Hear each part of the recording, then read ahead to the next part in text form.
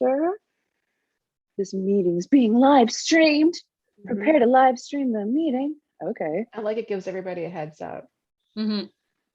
Oh, does it say it on the Zoom? Because I can't see because I'm looking at the, that's really good. Live on YouTube. Live on YouTube. Oh my goodness. Here we grow. Here we go. Okay, so I'm just waiting for it to load here. I'm gonna mute it. We're muted. This is great. And then I have the comments up. That's even better. And we're live. This is so exciting. This is momentous for all of us. Like, I am in the most elated, happiest. Like, if anybody's looking at my aura right now, you're gonna see like, like just this. I can feel it from over here. This is great. Well, everybody who is watching, welcome to the Everyday Goddess Live. And this is a space that examines the intersection of science and sacred to inform your daily lifestyle choices. From goddess to good all, we talk everything from myths to mental health, power and your pussy, feminism to patriarchy, and everything in between. I'm your host, Carlen Costa, the Everyday Goddess. Hey, a clinical sexologist and psychotherapist. And today's heart shaker topic is women and weed. I am so excited to talk about that. I know, like, we're all excited. We're like, yes.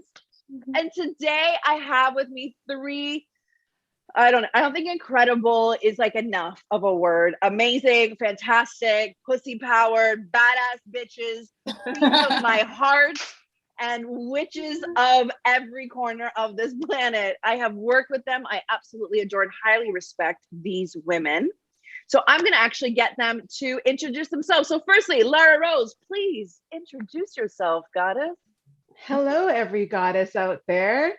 Thank you so much for having me on this conversation. I'm LRD. I'm a Canna connector, a storyteller, and I was LRD, the modern money witch, but I put down that mantle to be fully integrated and have conversations around everything through and through. But specifically, I want to help unravel the magic around cannabis and invite women and men out there to step into sacred space with this medicine in whatever way your soul needs for it right now.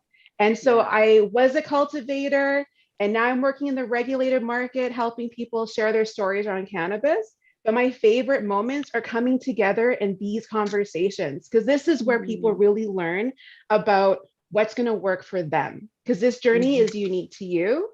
Oh my gosh, I can't even believe I'm here right now. So I'm very excited. I'll stop right there. Yeah, no. And Lara Rose, can you share your handle now just before, we forget? What is one of your handles? Maybe your Instagram handle or your website? At Lara Rose Duong.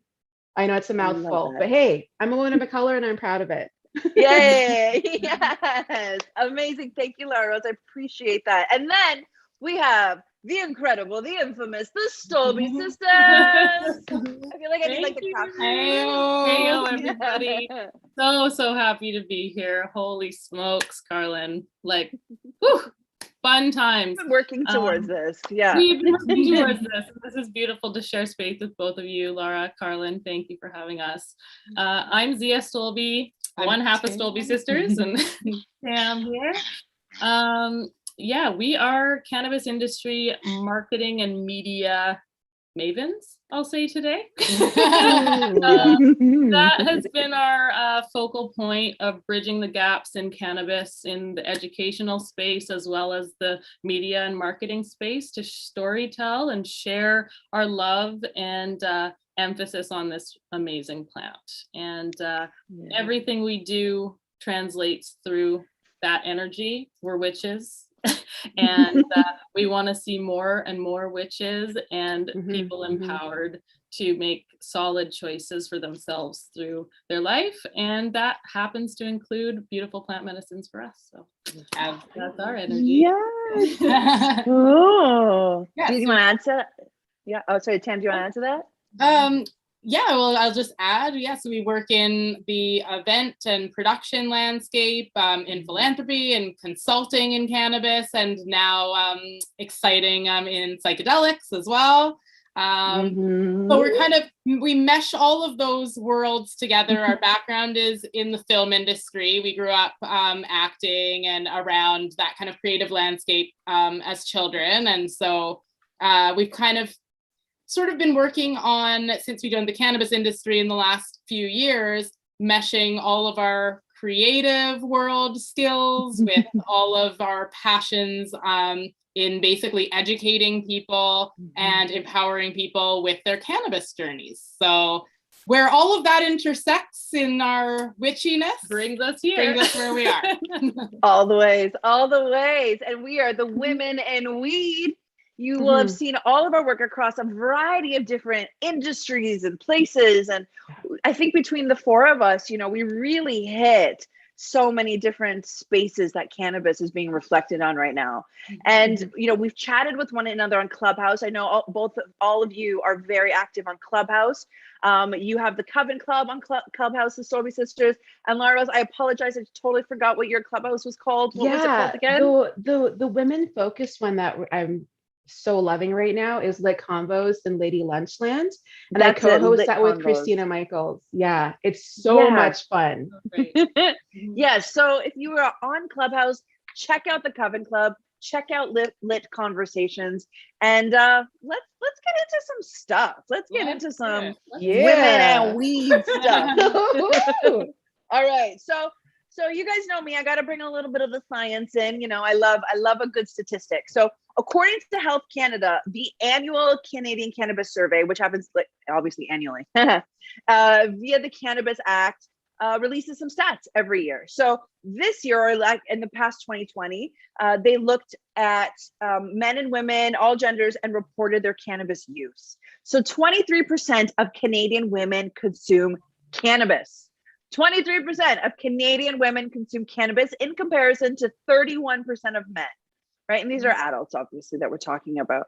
So that's actually pretty close. I thought it was actually going to be a little bit of a wider spectrum. 7% is a lot, but it's not like ginormous, you know what I mean? When we're thinking about cannabis use.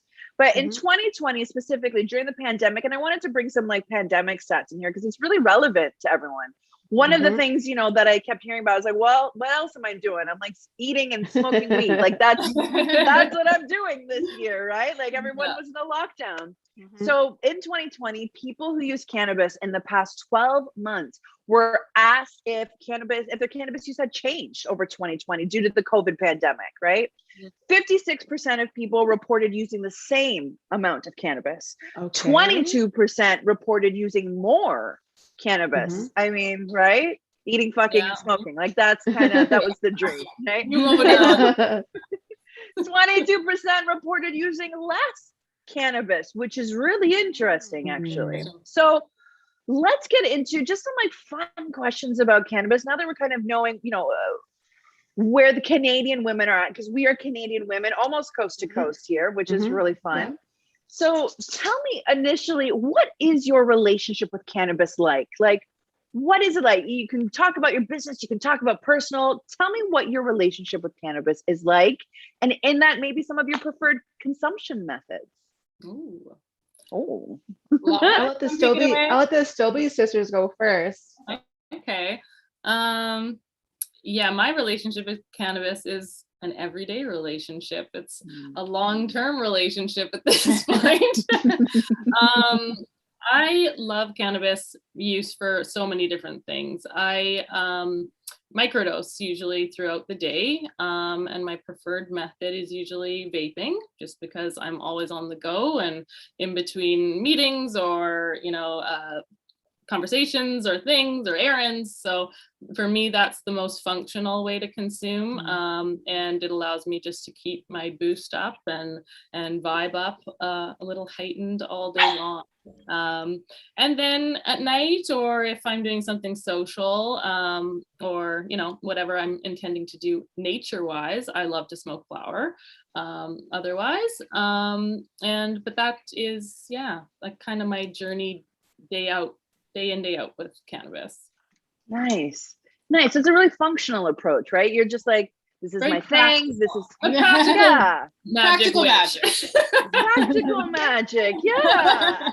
You know? I love that movie. Oh my God, I love that movie. It's a I good wanted one. to be Sandra Bullock growing up. I was like, I just want to be Sandra Bullock. Yes. Minus the like killing of the husband curse thing, but like I just wanted to be Overall. Sandra Bullock. Yeah. Yes. Okay. Yes. So for me, yeah, definitely very much the same. There isn't, we've talked about this a lot before. There isn't an area of my life that isn't touched by cannabis, especially after we have, made the choice just prior to legalization to also move, most of our businesses and our business ventures and client work into the space as well. So all day, every day, basically, is where cannabis kind of intersects in our lives. It's kind of woven through all parts.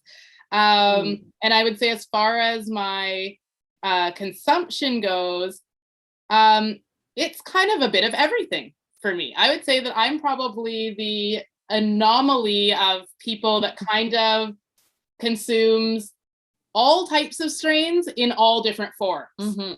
Yeah. Because I really enjoy product testing. Yeah. Obviously, we do that as part of our work. Shout out, just saying. Yes. We like to try things. We love it.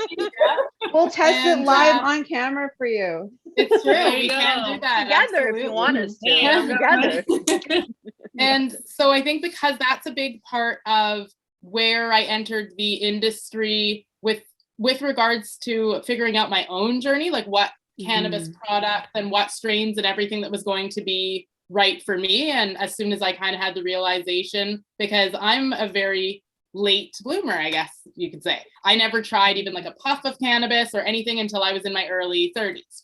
So for starting like that journey at that point, I felt very privileged to be in the kind of cannabis landscape that we're in now, where we can identify options and we can select those options and we can really hone in our journey. So as I was learning that for myself, that's what made me passionate about wanting to help other people with that piece, because that's where I was kind of like, as soon as I opened up the Pandora's box, I was really just like, that's where the whole world of cannabis opened up for me. And I think that that's why I would say I don't have a preferred method. I just have preferences for what I consume at what times of day or for what experiences I'm looking for.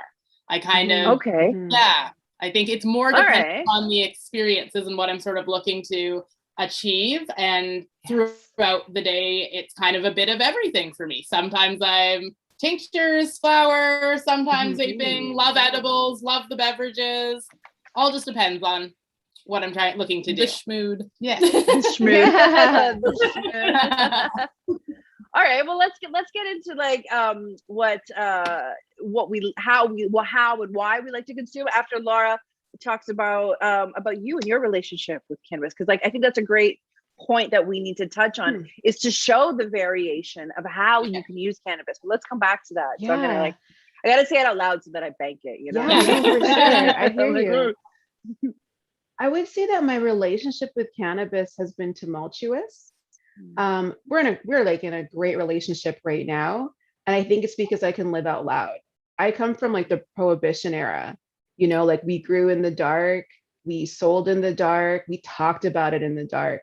When I would hold rituals for other women during my Modern Money Witch business, I would casually talk about cannabis. I would invite those pieces into ritual with them only if they choose to participate. But it's always been in the shadow. And so, and I would say culturally, it's been in the shadow for me, right? I'm Asian, I'm Vietnamese. So like for my family, trying to hold up my face in the world and hold honor to my family name, talking about cannabis, growing it openly, that's a hard one. But I'm really grateful now that my family is very supportive. They're supportive of the use, they're supportive of cultivation, they're supportive of me being in this business now and carrying on like what I like to call the Asian like excellence from legacy into the regulated market, Love that.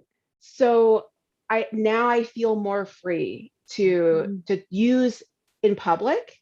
Whereas before everything was like about being discreet. Like people would never know I was high because I mean my eyes are already like tired.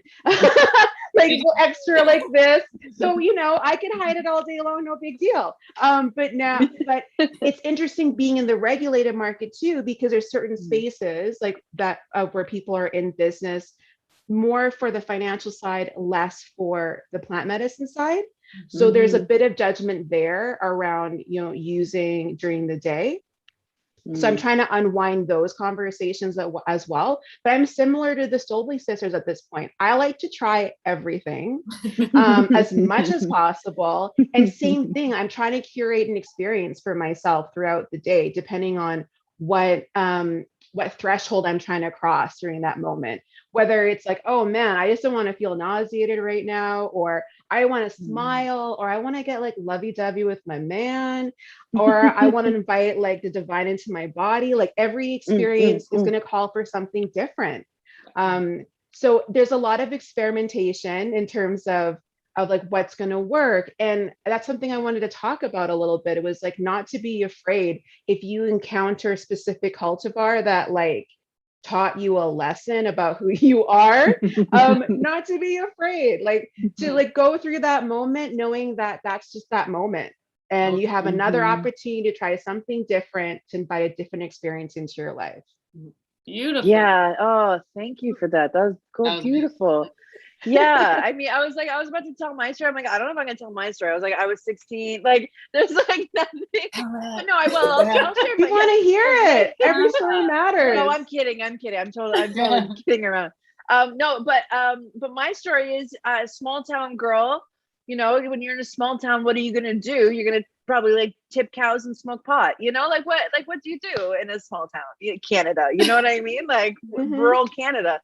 So I started consuming cannabis, or I tried it at least when I was 16, and it wasn't even cannabis. It wasn't flower. It was hash oil.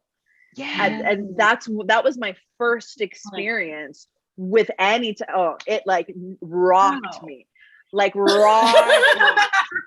It was like when somebody, like we went to the park and someone had brought some oil, and like we did it the dirty way. Like you take some oil, you put it on the end of a cigarette, you let it burn into a bottle, and then you smoke the bottle. You're like, I was like, I don't even know what this is. Like, you know what I mean? Like, what's going on? And then like, I didn't, oh man, right? And then I didn't remember the rest of the day. I was like, and then that's the end of that. But I remember walking into Tim Hortons, and my best friend's mom worked at Tim Hortons at the time. And she took one look at me and she was like, oh, Carlen. Like with that Portuguese accent, she's like, oh. Like they got you, right? Because I was the good friend. I was like the straight A student valedictorian, like that person. They were like, oh, she was like, man. She's like looked at her daughter and all the friends. She was like, you got her. Like, she volunteered. I was like, I volunteered. I'm not gonna lie, I volunteered for this shit. but then cannabis to me became a way for me to manage like some hard life traumas, some really fucking hard life traumas. It became a medicine. I came from like a little bit of some prohibition too. And, you get into some random stranger's car and you're like, I really hope this guy's going to give me weed, and like nothing else is going to happen. You know what I mean? And not knowing what you're going to get and all of that kind of stuff. And then now, pre-legalization, getting into medical cannabis and becoming a medical cannabis patient myself, and then continuing to use it and then learn about it and becoming a cannabis educator in the space, and then supporting now my patients, my clients, my people, and especially women, how to consume cannabis, how to use cannabis, how to integrate cannabis in a meaningful and intentional way. And taking all of these experiences that all of us as women, like these stories, and relaying them in a space that feels safe for other men and women to talk about, to consume. That's what I want to do here, right? Is about bringing this information into your lifestyle and allowing you to make informed choices. Yes. Right? Because, when you start, everybody's got their first high story. Yeah. Right. And so many people, especially women, I find we carry stigma. We're going to get into stigma, but I've got a few great stories to tell you about stigma. But let's talk, before we get into all of that stuff, let's come back to that that fun space of why we use cannabis, how we use it, even some specific strains. Because I've really gotten into like some craft cannabis. I'm really into it all of a sudden. I like totally tease like craft beer drinkers, but now I'm like all about craft cannabis. I'm like, all right, I get it. Like, Yes, I get it. Right. So talk to me about why you use cannabis, any preferred strains, like how do you let it fit in your life? Want to take it? Sure. Yeah. Okay, so well, I guess I would say, since for me it's not so much about the specific strains, it's more about the I guess more about the terpenes and where those kind of fit into what I'm looking to achieve. So I probably put more focus on that selection wise, especially obviously when I'm dealing with flower. Honestly, like, and maybe this is like a little bit like old school, or it's both old school and new school. I really like, I smell flower, and I make my decision based on how the smell resonates with me at that particular time. Because I can line up a bunch of strains that I love overall, but let's say that day I'm just kind of like, okay, I'm gonna, I want this kind of feeling, or I want, that buzz kind of feeling or whatever. And I can even smell several strains that I have in my, what I'll refer to as my library. My strain library, catalog. Right? My catalog. Yeah, I love that. And I can smell some of like all of those sort of more buzzy and citrusy kind of strains. But there'll be one, let's say, within the few that gravitates at that particular minute, because that to me is that intuitive use of the plant. So my body at that moment resonates with that particular strain. So that's the one that I go with. And most times that's the exact one for the experience that I'm looking to achieve at that particular time. But this is where the journey and the process of like really integrating and sort of using your intuition when it comes to consumption is a part that you kind of have to hone and work on a little bit. And very much like a lot of people, now you hear people talking a lot about like even intuitive eating and like all of these versus diets and like all these different things where you kind of like train your body to communicate to you and tell you what it needs. And so I think plant medicines in general, this is a very, very important part of the consumption of plant medicines. And it's the more difficult part to teach, because what you're teaching people is how to get in touch with their intuition more than you're teaching them a routine they can follow. Day by day, like there is a structure. And of course, I'm encouraging people to journal or keep track so that if they have those strains that really didn't work for them, they can explore why or what kind of experience happened there. But I think overall, for me, that's kind of the consumption routine. And I know I've talked to you about this, Carlen, before, but I've had like OCD since I was a little kid, and that wasn't always like a known thing. I think it was just kind of like at different points of my life, even with my parents or teachers or whatever, it was more just like a trait and praised thing than it was a disorder, kind of, or viewed in that way. And just having perfectionist tendencies in a lot of areas like that. And so the only thing that ever gave me a scale to what I had experienced and just the way my thought patterns work and everything in life was the first time that I tried a puff of cannabis, because there was never a gauge for me, right? And so immediately that changed my life, because it gave me a scale to even gauge anything from.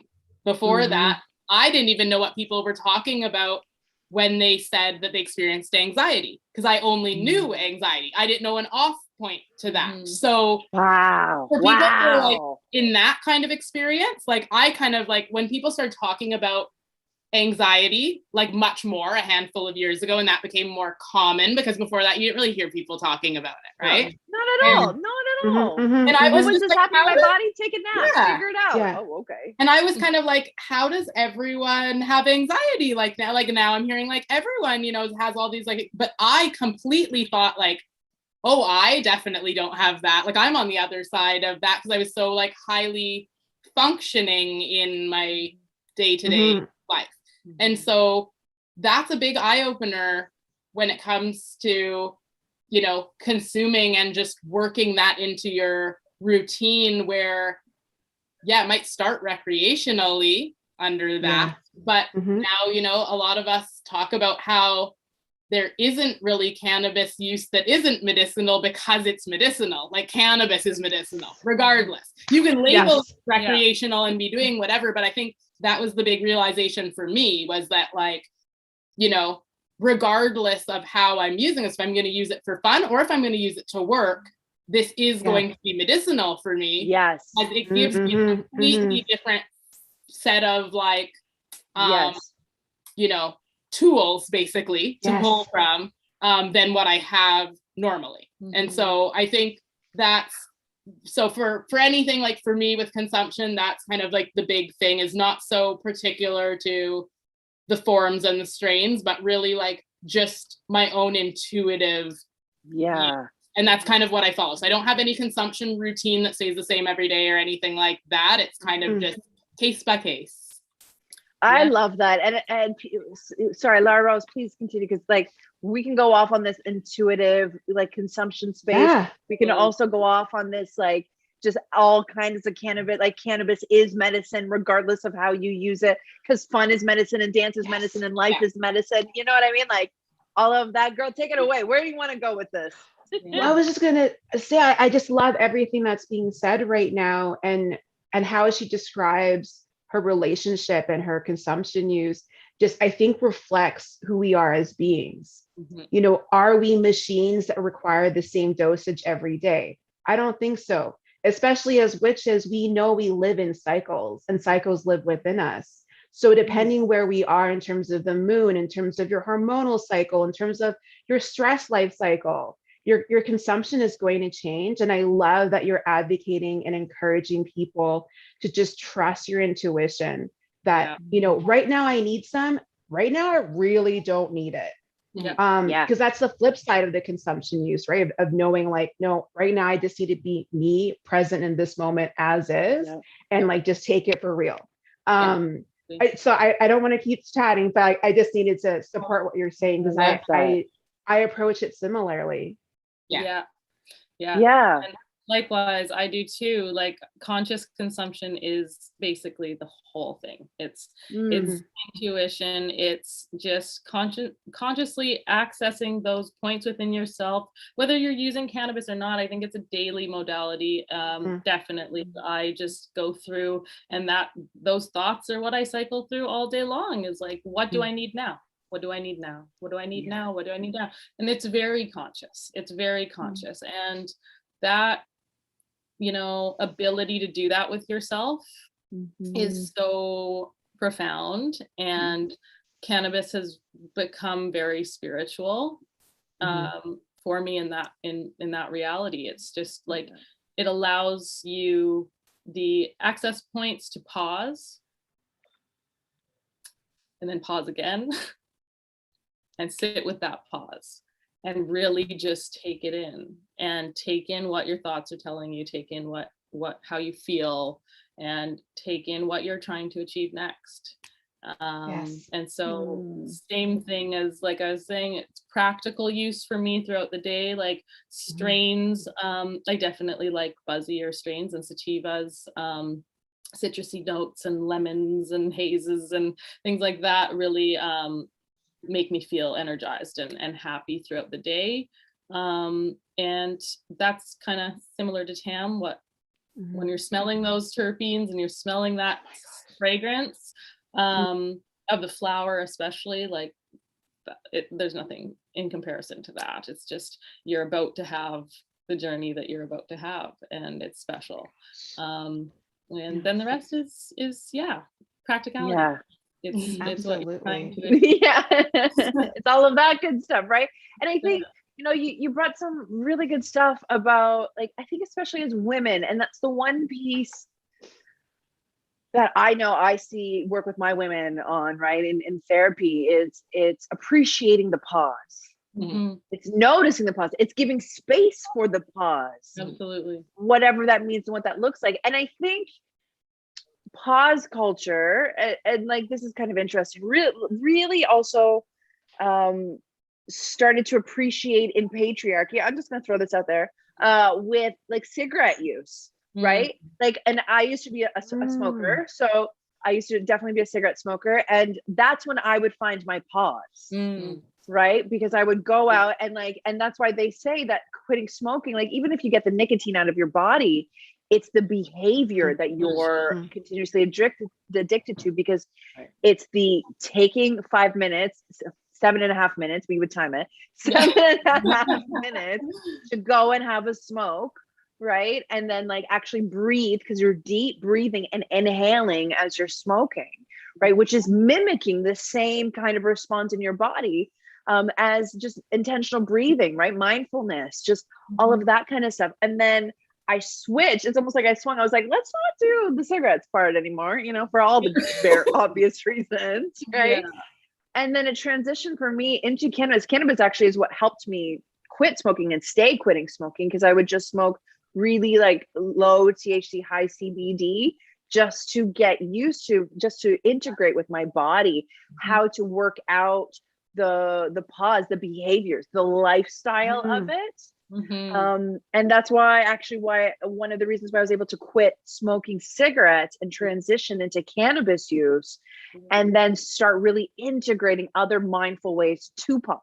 Yes. And as women, you know, I think we bypass the pause, like, so, right? Like, when are women supposed to pause? You know what I mean? We don't even pause on our periods, for crying out loud, you know? Right. So, like, right. And I think that's, I appreciate what you're all saying about that with cannabis, right? And that's why I'm appreciating cannabis as women. That's why I'm finding it in circles with women, right? It's the ritual, it's the appreciation, it's the mindfulness, it's the intuition, it's the self-serving plant medicine. It's the variation. It's the plant that allows us to transmute and shift and change and transform. Yeah. Women in business and money and entrepreneurship, in identity, and being able to stand up, to stand out, to speak and to speak out. Yes. So that's, you know, that's me and weed. How about you? I love that so much. I love it. So women in weed, though, we brought up, you know, we're talking here about women in weed, and I wanted to bring up this topic specifically because all throughout my career, so I've been a psychotherapist now for 8 years, coming on 9 years. And this just happened to me literally a couple of weeks ago. So that's why I need to bring it up, because it happens a lot throughout my career. And this is what happens. A woman will come and start working with me, and it'll be great. We'll have a couple sessions, and then they'll be like mind blown, obviously, because therapy is the fucking best. So, right. And then they'll tell their partners, and usually it's a male partner, and they'll tell their male partner, and they'll be like, hey, I would love for you to come to a therapy session with me. You know, my therapist said that there's a couple of things that we can maybe start working on together. She's going to give us some tips, and then, you know, I'll continue on, kind of thing. And the resistance I get from men who will then Google me, and it's always funny, because this is what happens, is that they Google me, and then they tell their partners, they're like, wow, she's a therapist, but like, she talks about weed, and like, is she gonna make you and me start doing weed all the time? And like, is she legitimate? Like, you know what I mean? All this, like, I'm totally, like, I'm part of a membership college. Like, I'm totally registered. I'm totally legit professional. You know what I mean? I went to school for a really long fucking time, right? And yet I still get, even as a professional, especially, the stigma of being not only a woman who consumes cannabis, but a professional woman who talks about cannabis, right? And the autonomy of, you know, self-governance of body and medicine and all of that good stuff, right? So I wanted to talk about it because I see it, I feel it, I face it. Women experience stigma when it comes to cannabis consumption, when it comes to even being in the cannabis space, right? This female plant has been taken, is like there's parts of it that are starting to be ripped apart by the patriarchy and overconsumption and all that bullshit about this, right? So here's a quick fun little stat about this stuff, okay? So women and weed, a survey of over 10,000 Canadian respondents in 2020, all right? Canadians were asked about the social acceptability of using various products occasionally and regularly. So of the proposed substances, alcohol, tobacco, and cannabis, the top three, right, really, the most exceptionally product use was, what do you think? Alcohol. For sure. Alcohol. Followed by cannabis and then tobacco. So that's actually probably good because we're shifting kind of out of the tobacco space, bringing the cannabis space back up, right? Yeah. But in my opinion, there has always been an edge to the social acceptability of cannabis use and women. So do you experience or see it, or are you witness to stigma as a woman or as women who consume cannabis, who work in the cannabis space? Talk to me about it. Absolutely. Yes. I do. How about the two of you? Absolutely. Yeah. It's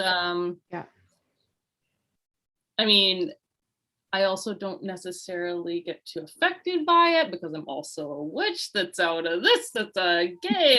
There's a lot of things that I've come out of the closet with and been like, you know what? That's what it is, because it makes me feel like I'm me. So that authenticity piece is something that I don't give myself a narrative on. However, it is present. Yes, it is present. And it's it's a challenge every day to stand up to it.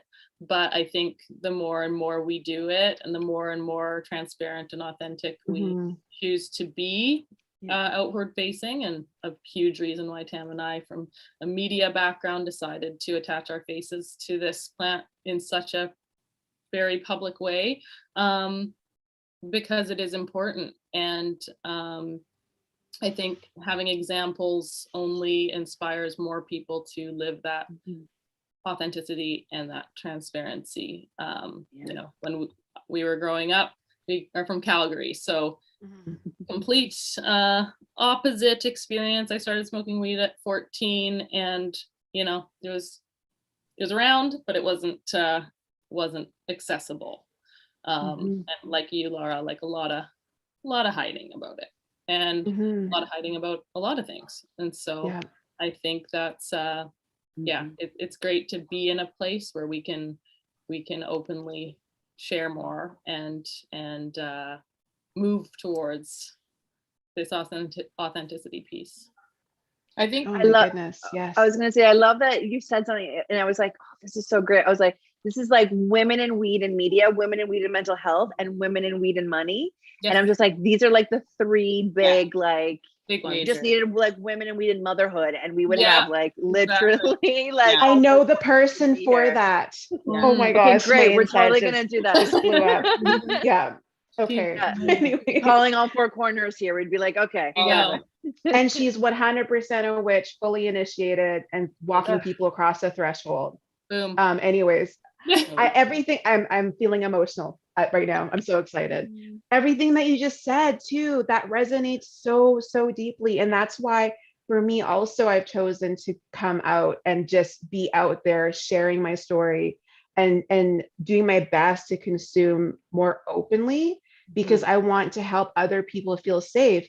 And to kind of circle back to the pause, I feel like, for me at least, and especially when I'm inviting other people to partake, if they so choose, I feel like I'm helping them remember they're inherently worthy of taking this break. Yes. You know, like you are worth this moment to feel good. Whatever Yeah. feel good means to you. It's different for everybody. Yeah. Even if it's just to sit there outside in the sun and be near the plant growing it, that's enough too. I think people forget that they're worthy of feeling good in their everyday life. And I think that partaking in cannabis and psychedelics, whether it's microdosing or not, it helps people remember that. At least it helps me remember Absolutely. to have a good time. And playing with the plant is sacred. I mean, at the end of the day, the stigma comes from a lot of people growing and putting such beauty and intention into something that grows like a weed. Yes, it grows as a plant, but we don't put that same stigma on gardeners. We don't put that same thing, like there's a whole Farmers. intentional thing with all these other agriculture pieces, but cannabis has this one. And it's a long road of shifting that paradigm back to respect and respecting the plant and respecting what it offers and respecting the people that choose to nurture it. Yeah. And that's a profound point. Yeah, I think like for us, like it's you know, in the very beginning, when we were talking to people, you know, like we're talking to our parents and just talking to people that were closer, before we sort of like took the leap into going so public in the media kind of lane with what we were going in, you know, intending to do. And like, that's the point that I was just kind of brought up like all along, was that like, if cannabis has helped me as much as it has, you know, someone who discovered it at this point in life, but was coming into where we're going with cannabis, right? Because I love hearing everyone's stories about what it was like prior to that, because that's so different than what it was like, obviously, for me to start consuming like a couple of years before legalization in BC. Yeah, right? way different. And, like, whole other world, right? Yeah.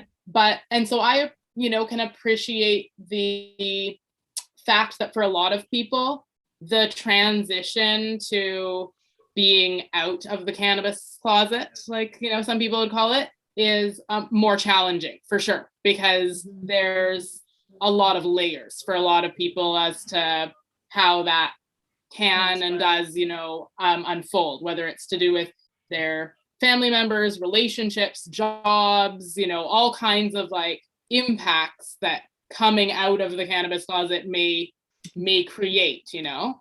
But for me, what was really important for myself was we got the warnings from people that were just kind of like, once you do this, once you attach your name to cannabis in any like form like that, you won't be able to go back after. So just make sure that that's really like what you want, or, you know, how you, whatever goes along with that territory. And they were like, I understand that times are obviously changing, and so, you know, like, but whatever goes along with that territory, you're just ready to, you know, to take with Jump you in now on the rest of this journey.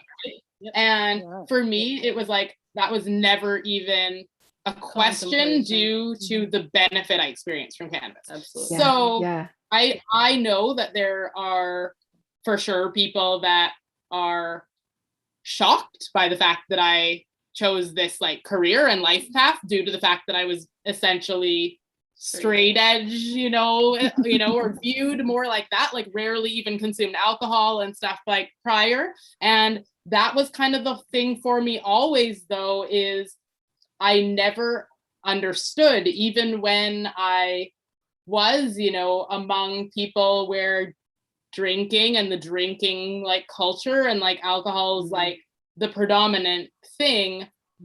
And especially once I consumed cannabis, now my lens is just like, I don't understand still how one is like hyper promoted, and we like weave into every aspect of life, what we do, right? But everything does cause a lot of detriment to a lot of people, and in society just in general. And but I'm also not anti, alcohol. I just think there can be a balance, but I just don't understand why cannabis is like in this whole other lane, like as a plant is also medicinal, that gets stigmatized to like the opposite kind of degree from alcohol. And that's the part where I'm really sort of like always just trying to be like, but like, are we not, like, have we not seen, like, everyone's got alcohol impact stories, pretty much laundry list, people have a lifetime of this. It started as a teenager and that kind of thing. And it's just interesting to be at this point in time right now where I think a lot of people are having these conversations, though. They're analyzing. There's a big push to Cali sober kind of like living, which is like no alcohol and just potentially plant medicines. For some people, it's no substances at all. But, it's just interesting to explore what changes I think in society are going to be coming next due to the shift kind of time that we're in. Because like there is, like you said, there is a shift happening. Those percentages are, alcohol will still be leading the charge, I think, for, quite some time. But way too long. Even like cannabis being incorporated into some of those environments where it's not just assumed now that everybody drinks or wants to. And I think that that's the important shift to take. We go into all these environments where it's like assumed, where it's like, the questions are just like open bar, how much can I drink? Like, what are the drinks? Like what, everything. And I'm just excited for the question to just be present, freedom of choice a bit about other options, right? And for it to not be assumed that that's the case. So I think that's a big destigmatization part there, is like how we move forward with having those conversations more openly. But I think it's these conversations that causes that to happen. Like people see people they don't think fit the stereotype of what a stoner cannabis consumer is, stoner molds, and what they might do for work and what they might do in their lifestyle or how they might look. And every time that someone attaches their name to cannabis that doesn't fit that stereotype, it's like another notch towards normalization. Do you think, as you're talking, I just thought of this thing. I was like, do you think that alcohol has been acceptable for women? I mean, it's also been around forever, right? Like, I mean, so is cannabis, but just not to the same extent, right? Do you think that though that alcohol has really gained its power or been acceptable for women? Let me just throw something out there. Because it is it's a depressant, right? So do you think that because it suppresses and depresses women, that's why it's okay, whereas cannabis elevates us? It brings us community, it brings us into ritual, it brings us into this ignited space of connection across so many different places do you think maybe that is why we are experiencing right? That's just like this patriarchal undertone. There's a reason. Go on, please. No, I was gonna say there's a reason why witches got burned. Exactly. And why everything has been kept down in this capacity to not have voice until we give ourselves voice. Alcohol's no different. Absolutely. I feel like that's the case. I feel so lit up right now hearing all of you say this, because it's echoing what's inside of my heart. As you were asking those questions, why is alcohol okay? Why is this? That's exactly the same thinking I had.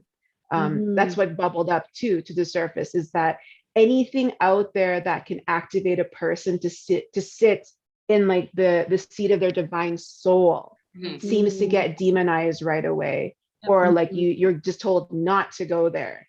So, and I thought the same thing. I'm like, witches were burned for a certain reason, and cannabis is right up there, right? Because it's opening up your mind to see, to connect, to feel, to be present. Whoever or whatever is out there is trying to disconnect us from that. I love that. Because I find that women have a bit of a harder time being accepted for cannabis use, for accepting other women.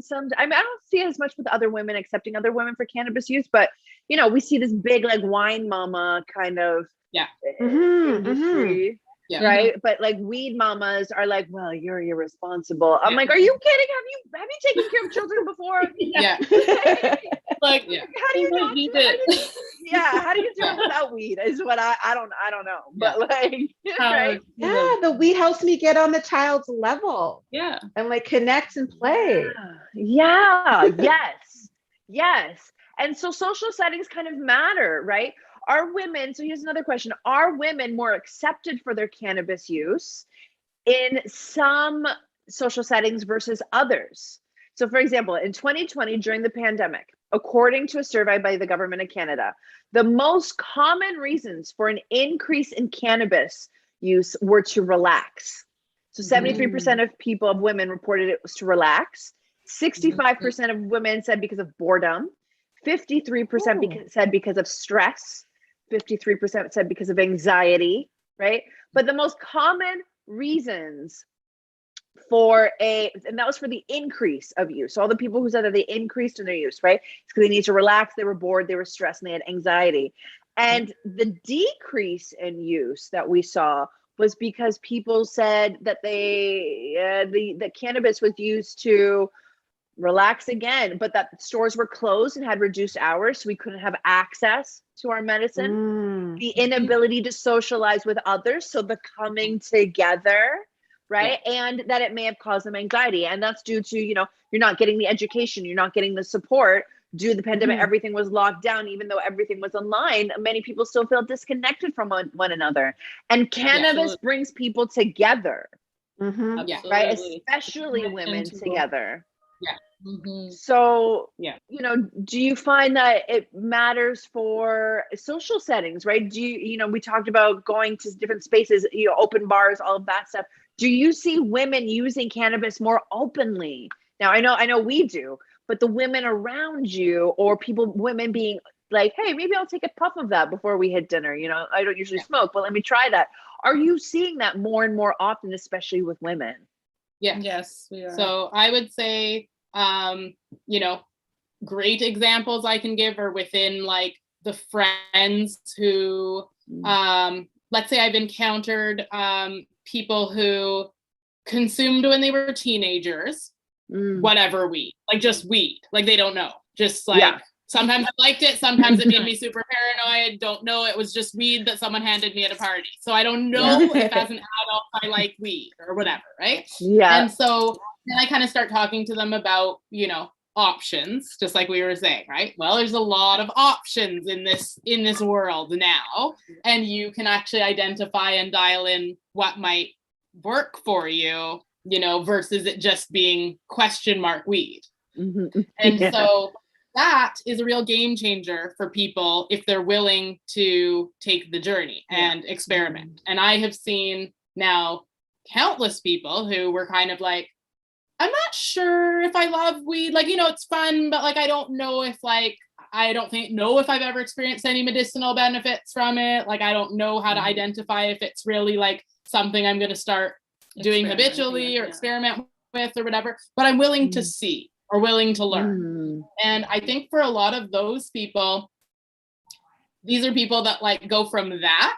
And then you kind of give them like the pathway, you know, the few suggestions, and they start kind of, even if they start with CBD and then they kind of start working their way in, and like, then these are often people that I see like down the road come and kind of tell me, you know, they're asking me the questions here and there between and for product recommendations and everything, but they're figuring out their journey. And then they come back and kind of like tell you like, oh, I consume a form of cannabis like every day now. But this is like what I'm talking about like learning how to incorporate what for what times and when. And even if that's people just telling me I use it every night to sleep now, or I use it like every day to work out now, or I use it like in the morning to start my day. So I think that like with the environments for women, and especially with, like you said, women like just also juggling and handling so much like in a day, and also then experiencing what we do on our cycles and still handling everything in the day, regardless of whether that's for most people happening or not, doesn't necessarily impact that, right? Yeah. And so it's really dialing in what the consumption is for those times and then normalizing that within your circles. Because I think that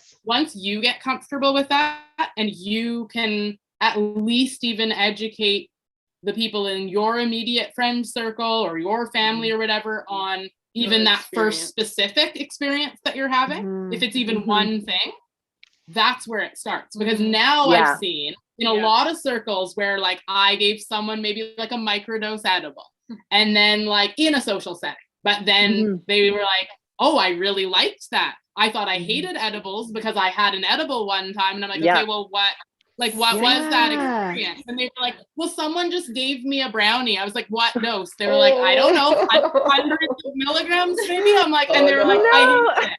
And so they have to have those other experiences to even know what they like and what they don't for a lot of people, because then they have that experience and they're just like, oh, well, this is completely different than what I was expecting. That felt great. So now I'm kind of like on that exploring journey. And once they do that, that's cannabis and cannabis culture. I think this is where the community and culture piece really comes in. That's how people share the information and learn and grow within their communities with that. So I then see those same people become the cannabis person within their circle of friends, now the non-consumers or canna curious people. And then I see that person's now like the microdose edible person that's like handing those out to like their friends. And they're like, try this 1-to-1 CBD THC edible. And then, you know, I hear like down the road from like, you know, different people or whatever, like, oh, like this entire group of people, whether it's like moms or friends or whatever, all into even microdosing now or something. And every person that you share that with that takes that journey then has their whole circle they can share that with. But that's why we have to talk openly about it, because without that, people are just secretly consuming, even if they like it, but then they're not comfortable telling other people that they do, or bringing that into a social setting to be like, hey, maybe tonight we're not going to binge drink. We're going to try these edibles instead or something and have a different experience. That's the beauty. And that's all it takes, really, that's right? the beauty of going back to the connection piece. I think it's important to always ask yourself like your reasons why. Like your reasons why for anything, your reasons why you're coming to this in general. And for a lot of us, like, you know, we've had countless conversations with so many people in our duration of being in the industry, and it's just, what am I trying to achieve? It's connecting. Why do we drink alcohol in a social setting in a restaurant? You're usually connecting with your friend over a cocktail or over a thing, and so it's breaking down those barriers, I think, with each other of our reasons for things. And, you know, for me, I think humans are quite fundamentally simple. At the end of the day, like we put a lot of extra, but what we're trying to do is connect with each other and storytell and share in our resonance. Absolutely. With each other. And that is, cannabis is a tool to do so. Just as much as talking is a tool to do so, just as much as, you know, therapy is a tool to do so. All these modalities are actually more connected than we truly understand or know. And so I think that's just an interesting like facet to take with it. It's the perspective of what you're trying to do with each other. What we're trying to do. Absolutely. I love that you said that though, like humans are simple. I was just thinking in my mind, I was when my brothers were living with me, they were like, she's really easy. Like you just like love her, fuck her, feed her, weed her. Like that's it. Like it's really easy. If she like just go through, it's 4 things. Like if it's not this, then it must be this. And if it's not this, then it must be this. It's like one of those will be bang on, you know? Like has she had an orgasm yet today? Has she had a snack? Has she taken a nap? And has she smoked a joint? You know? Like, yeah, it has someone hugs her, Yeah. you know what I mean? Yeah. Like, it's It really is. not that hard. So that's Yeah. what they would do. They would go Absolutely. through the list. Yeah. If I was grouchy, Yeah. they'd be like, okay. Yeah. But Um, that's the other thing. Cannabis allows you to pause to even think about that simplicity. Mhm. You know, Mhm. like it Mhm. allows us to kind of reframe and be like, what actually do we need? What are we looking Yeah. for? Are we adding a whole bunch of other layers on what we actually are desiring? Truly. I think I need a Absolutely. t-shirt that says Or that happiness. now. Yeah, I need a t-shirt that says that now. This is like, love me, fuck me, feed me, weed Yeah, me, that's you know? it. Yeah. Absolutely. I would wear that proudly. I would Oh my too. God, it's perfect. Okay, I'm gonna write Your that one next down. design. Lara, go on. Yeah. With cannabis, I was thinking with what you were saying, it's absolutely a connector between beings, like me to you, etc. And I'm also thinking about how it helps a person connect with self Mhm. in the Yeah. sense that, there's a lot of women that I was working with before, very highly driven CEO ambitious types that are just like go, go, go, go, task list. Is there money in the bank? Are we building an empire? Mhm. And so when we would have conversations about cannabis, it would be more about helping them return to self, Yes. helping them return to their body. So it could be even as simple as, hey, have you had this bath bomb? Yeah. Like go take a bath, go be with yourself, go commune with your mind, and actually live in your body for a Totally. minute.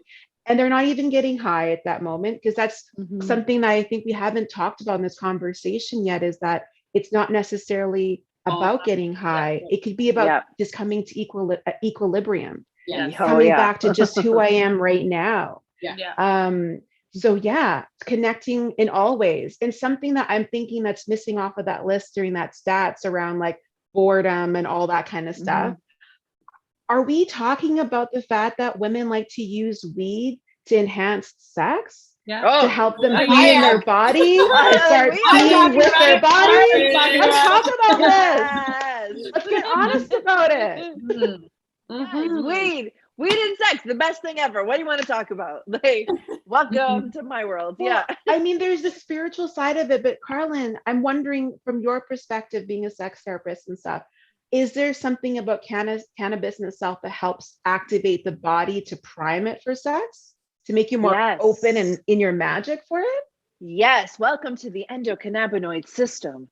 So the endocannabinoid system, the largest series of receptors in the entirety of your body, the highest concentration is in your head, in the first quadrant of your body. But the Ooh. second highest concentration is actually in your pelvic areas. And that's where the second highest number of receptors is actually. So that is why cannabis, when you consume cannabis, you can kind of get that like beautiful head high, depending on how you consume it, right? But a lot of people use it for like mental health stuff, for even just calmness, even just bringing you back to equilibrium, for bringing your anxiety down, that kind of stuff. But that is also why cannabis allows you to connect, because it allows you to activate your third quadrant of your body, your pelvic area, which is your reproductive system, which is your life-giving space, which is where your kundalini rises, which is where your serotonin lives in your gut, right? It is like, this is your second headspace is right here. So that is why cannabis really allows us, this is why I think it is totally my medicine, because it's about connecting sacred, it's about the science, and it really just mirrors one another so beautifully and so well. And cannabis is like the glue that really allows both sides of every spectrum to understand it and to activate it in some way. Just saying. Yeah. I love this. That pelvic region is like our cauldron of magic. It's because some people talk about downloads when they're channeling, working with divine, whatever. Some of my girlfriends and I talk about it in the context of uploads, especially when you're on your cycle. You're getting uploads from that area. And I love what you're saying, Carlen, that marrying cannabis with this is actually really putting you into the seat of your magic. Yep. Totally. Wow. Totally. In the sacredness of the magic and in the sacredness of the science, right? Because Mhm. it does, in terms of your gut health, in terms of like your pelvic health, right? All of the endocannabinoids in terms of triggering serotonin and the dopamine and all of that really good stuff as well, right? So Mhm. it really is compatible for both spaces and places. And that's why I love it for women, especially because we need to download and upload. Like we need to bring it up and down. And especially after this year, like the mental health crisis that we are in and that we are actually about to face. I don't even think we've even touched it. Mhm. Mhm. Mhm. Right? Like, and I'm just, I'm like literally like I've been spending this whole summer. I've kind of taken a step back and I've been spending this whole summer just preparing because I have this feeling that 2022 shit is going to hit the mental health fan. Mhm. Mhm. And I can already see it with my patients and my clients. I can already see it with my friends, with myself, with people.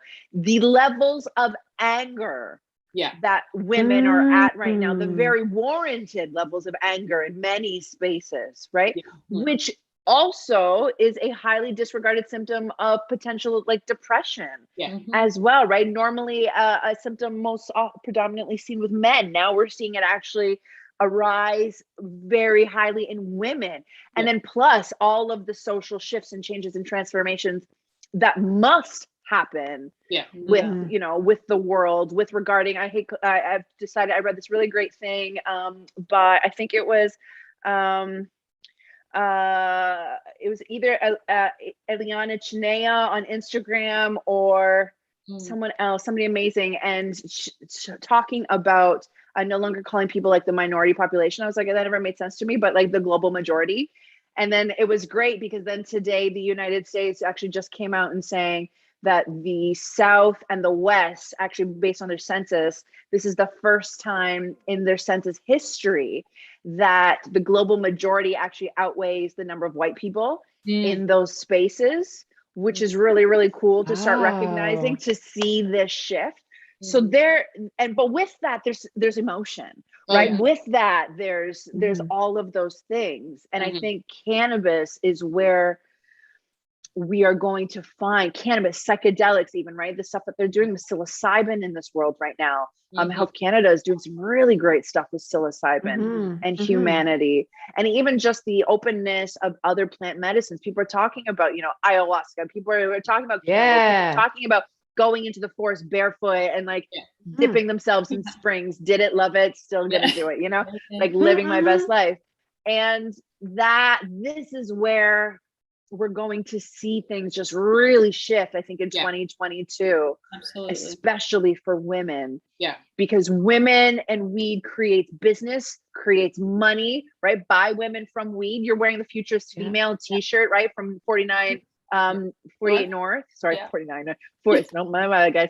48 North, right? Like, and it is, the cannabis space has been such a powerful place for women to cultivate. And that's why I think also, not why, but like a part of why the four of us are in this space as women, calling other women to come and join us, to come and grow this space, to come and take back our power, our autonomy, and our identities. Well, if people don't know, the plant that gives you all the magic is the female plant of cannabis. Yes, totally. Yeah.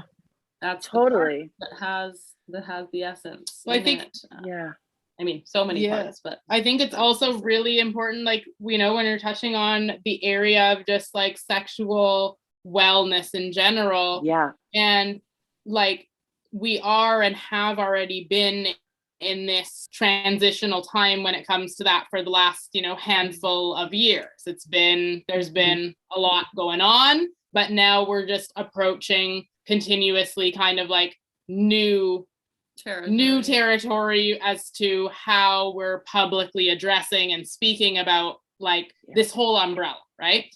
And so there has been a shift to a lot more openness to discussing like a lot of these topics that were very taboo to be discussing before, especially in these spaces, like in such a normalized way, like just on Instagram or on social media or like in these kinds of like ways, right?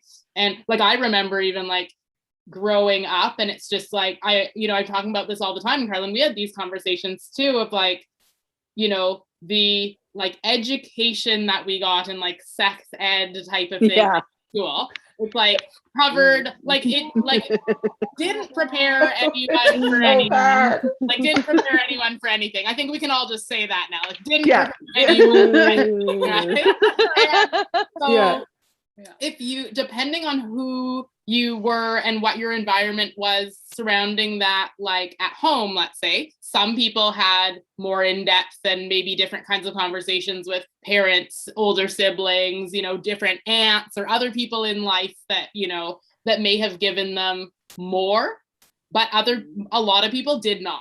Like they just went out into the world. That's the only talk. There's never any talk about that in any other like circles other than, just the regular joking and banter that people do with like their friends. But not all circles of friends go in depth where it comes to those topics and areas.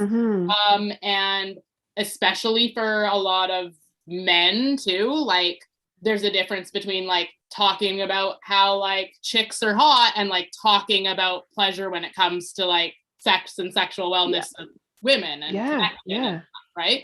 Those are all different kinds of landscapes. So I think where cannabis is in a very like interesting place there is because it's so connected to women and like women's bodies, but it also helps men so much with that feminine side of them, balancing the energy, that the energy balance that happens when like individuals find that balancing within themselves, and then couples can experience that, or partners, I should say. It doesn't have to be couples, but partners and in whatever capacity of relationship they're in, can experience that together, because there's a very beautiful balancing of energies that happens, but that's also part of this conscious integration piece. And so for me, as like someone who definitely can acknowledge now the difference between having cannabis in my life in that capacity and not, is like the difference between like going through the motions of something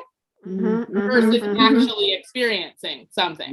And I've had a lot of conversations with women who consider that very likely they've just been going through the motions of something when it comes to sex, when it comes to pleasure. Like it's not, they're not connected really like actually to their essence in their body. They're just kind of like doing what is everyone's doing that's expected, but that's like checking boxes compared to actually like experiencing.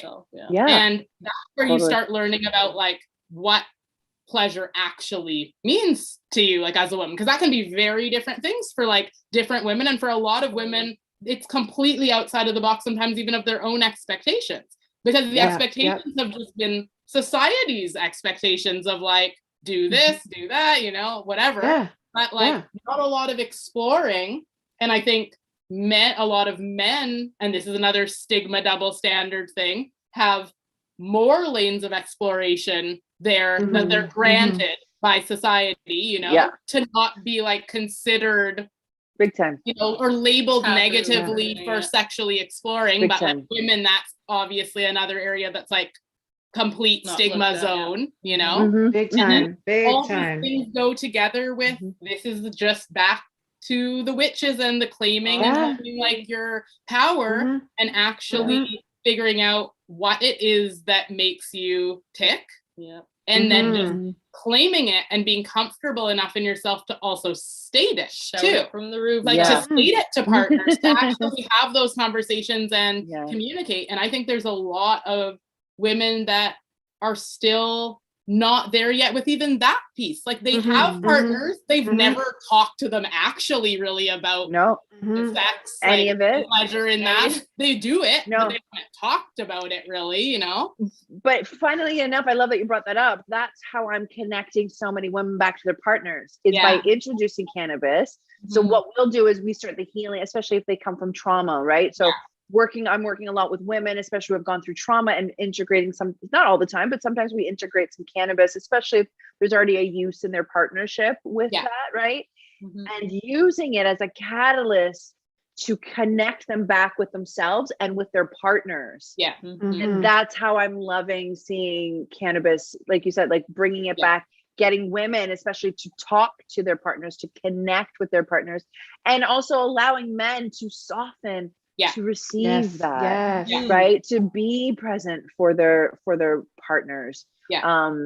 And so thank you for bringing that up, because it was so important, right? When I was in the Andes, I met this shaman guy. He was so cool. But one thing that he said to me that really stuck with me, he said for him, so this is his thinking, probably borrowed from somewhere, but I'm glad he told me, was for him, sex stands for synergistic energy exchange. Yeah. And so this conversation that we're in, it's making me really think about how cannabis can help us be more intentional in our sexual experiences. Oh yeah. We can enter it like, I'm coming in here just to experience my own pleasure. But no matter what, when you're engaging with this other human, you are exchanging energy. Absolutely. And I feel like when we're experiencing cannabis, we're able to be a lot more honest with ourselves about what we're feeling, what we want, what is in alignment, what isn't. And I feel like that can help somebody be more honest with themselves about, am I having a consensual experience here? Or am I just showing up out of fucking duty? Yeah. I don't know. Absolutely. But I hear women doing that check mark, like, I'm going to do my thing in bed tonight because that's what you do to keep this relationship happy, but not because they're entering it to like be in their seat of their magic, right? Because when as women, when we're fully sexually alive, all of our energy centers are aligned, and we're just blowing amazing things out of our brain, having a great time. And pussies. And pussies, yes, of course. Yes. I love it. I mean, I was I don't know about you, but I'm blowing things out of my pussy sometimes. So I don't know.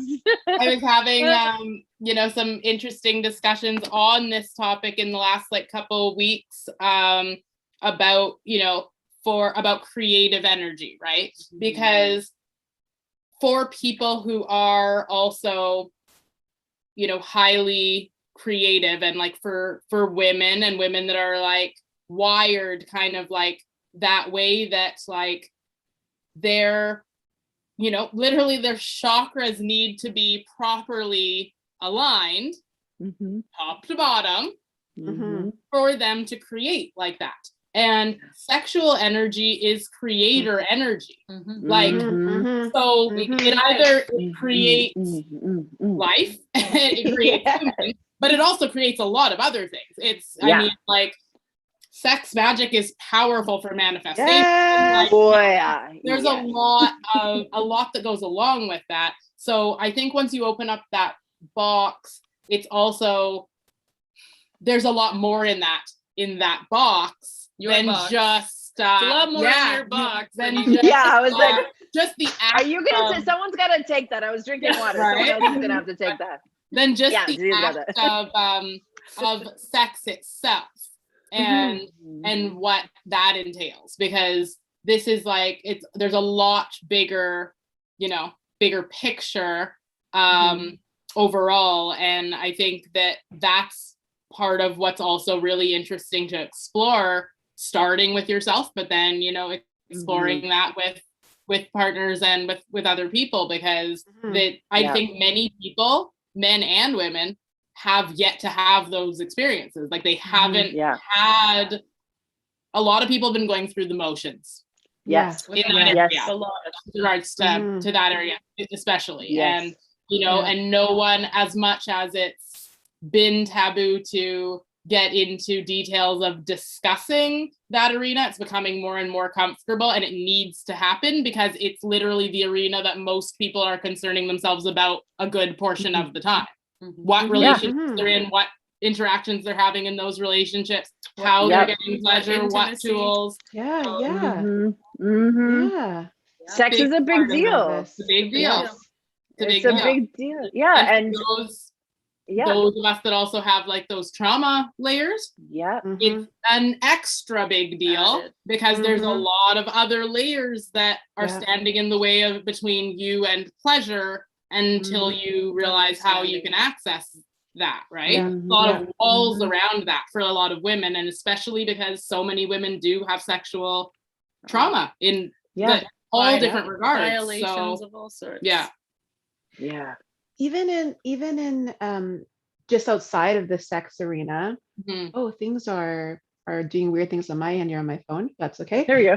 Even outside of the just outside the bedroom, you know, in conversation with women, I'm hearing sometimes they're not even able to vocalize for themselves what their needs are. Like they're not even able to lay out the Yeah. roadmap on how to love themselves, Yeah. let alone guide someone else to do that for them. And like, Absolutely. I think this is so, so important, you know, and especially for women that are perhaps a little older than us and have lived in that patriarchal dynamic. They can't speak for themselves in that sense because they weren't allowed to. I've had women say to me, you're much older than me, and they're shocked. They're like, oh, you actually tell your partner that you're not happy? Mhm. You know, they're flabbergasted. I Yeah. was like, I'm like, oh my gosh, honey, I will tell that Yeah. person every day that I'm not happy Yeah. until I fucking am. Yeah. Yeah. Because I want to be in a life that is like Yeah. full and amazing. And I want to be with this person. I want us to be both activated. And the only way we can do that is if we're honest about Mhm. what works and doesn't work. So Yeah. I feel privileged that I'm in a space now that I can have those conversations with the Absolutely. person I love. And I hope by us having this conversation can inspire others to be honest too, in Absolutely. and outside of the bedroom. Yes. Yeah. And it starts with you. And in coming back kind of full circle, right? Cannabis is the gateway drug to mindfulness, to Yeah. engaging with yourself, to igniting with yourself, right? It's to creating consciousness and intentionality in your everyday life, in your everyday lifestyle. And I hope, if anything, for anyone watching this, that they really understood that from the perspectives and the experiences of us as women working in this space as consumers, as healers, as witches, as women in this beautiful, magical, sacred, divine, even a little bit sciencey and weird, but beautiful space of cannabis. So goddesses, thank you so much for being here.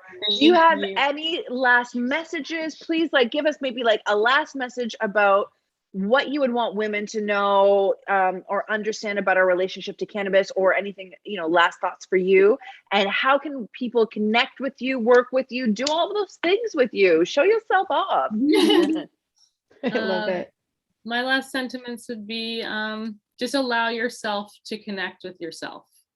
It's going to be the biggest gift that you will be able to do, and try to limit the chatter that gives the false narrative of all the outside factors.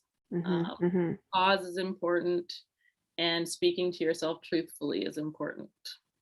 And I think that'll lead us to happiness, truly. So thank you, Carlen. You can find us on Stolby Sisters on Instagram. If you ever want to DM us or have questions or things, we are always open inbox. Yeah, send us products so we can do a whole episode where all four of us try products. We're all stand for it. Absolutely. I would say for me, it would just be to take that journey. Just take the journey with the plant medicine. And you know, work with them intentionally. Work with them intentionally, because they're intuitive in that way. So if you're grounded and you're connected, they can bring you all the things that you need, really. But you have to build that connection with the plants. You have to start that road somewhere. So we're always happy to help people with their journeys as far as doing that. So definitely open to connecting with people all the time that are looking to take that journey too. Thank you for sharing space with us. Oh, that's so beautiful. That's so beautiful. when I think about anyone that's watching out there, I'm thinking about the person that's never tried cannabis. And my thoughts to you is be patient with yourself, be gentle with yourself, allow yourself to experience at your pace, go low and slow or fast and hard, whatever works for you. And know that this experience is going to look different for you. It's not going to emulate every person around you. How this medicine is going to speak to you is different than somebody else. And that is a-okay. So just get down with your bad self. Go out and try it and just have fun. Amazing. And I'm the same. I'm here to help people just see themselves and know their truest self, sit in the seat of their power, whether it's in cannabis, prosperity, or just life, or being in love with yourself. So reach out to me on Instagram at Lara Rose Duong. I'm happy to be there and have conversations and test product every day. Yes. All I'm saying is, if you're watching this, spend your money with these women. This is where your money belongs. These are goddess recommended, beautiful women, amazing women, intelligent women. And thank you so much for everyone watching. Thank you so much for all three of you for being here, for holding this space with me, for these humans that are going to be watching this and thank you learning, for creating the space. Well, thank you. Thank you. Well, it's because of cannabis that this is happening. So cannabis, right? Like cannabis is what has taught me how to receive. And I have now received meaningful relationships and meaningful opportunities, and we're about to receive some product samples from everybody who needs us to try some things, and we can do them live on YouTube, just saying. And we want to receive all of your love. So goddesses, if you're watching, if you're with me, get your hearts up. I thank you. I thank you. I thank you. And I love you so much. Thank you for being here.